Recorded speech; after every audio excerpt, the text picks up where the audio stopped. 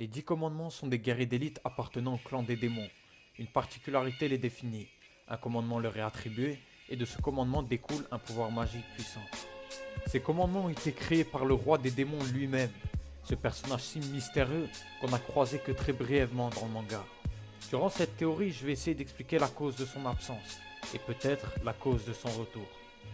Il y a 3000 ans, une guerre sainte éclata dans le royaume de Britannia entre les 5 grands clans.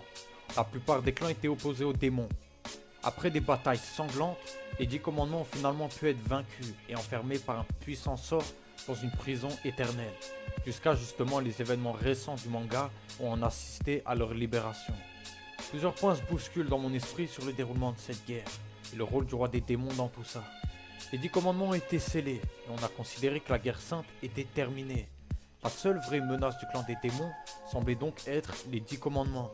Et donc ma question est celle-ci, où est le roi des démons dans tout ça?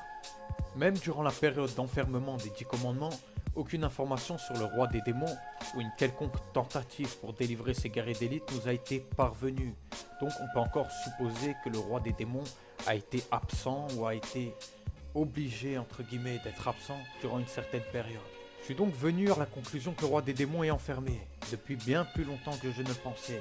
C'est vrai qu'on a vu dans le purgatoire, Méliodas a rencontré ce que je considère comme le roi des démons. Leur dialogue s'est dirigé vers une partie intéressante pour cette théorie.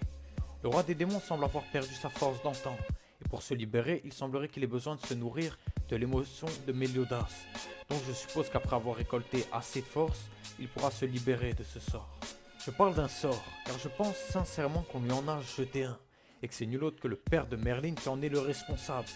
Après la déclaration de Merlin sur ses origines, Frodrin et Greylord paraissent tiraillés d'émotions, des émotions que je pourrais pas vraiment décrire. J'irais de la peur et un petit peu d'étonnement derrière.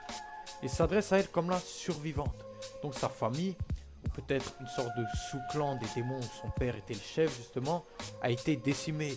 Pour cette raison-ci, peut-être que son père, pour une raison propre à lui, a enfermé le roi des démons dans le purgatoire, ce qui a conduit à l'anéantissement de la famille de Merlin. Je vais dériver maintenant sur la malédiction de Méliodas, qui je pense a un lien avec cette théorie. Le roi des démons semble avoir besoin des émotions de Méliodas pour gagner de la force. Et si avant de se faire enfermer dans le purgatoire, il a jeté cette malédiction, non pas seulement à Méliodas, mais à tous ses fils. D'une part, pour les rendre immortels, parce que c'est ses fils justement, de l'autre, pour les rendre cruels, pour qu'ils s'attachent plus à leur rôle de commandement et de guerrier d'élite dans cette mission qu'il leur a donnée, et de l'autre, et surtout, comme un plan de secours pour se libérer de ce sort qu'on lui a jeté.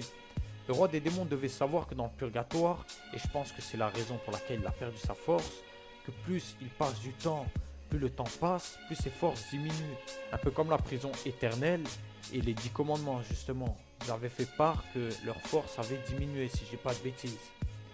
Dans tous les cas, seul Méliodas semble être au courant pour cette malédiction, car je pense qu'il est le seul à avoir déjà passé justement le cap de la mort et avoir atterri dans le purgatoire, comparé à ses frères qui eux, je pense, n'ont jamais été confrontés à ce cas-là.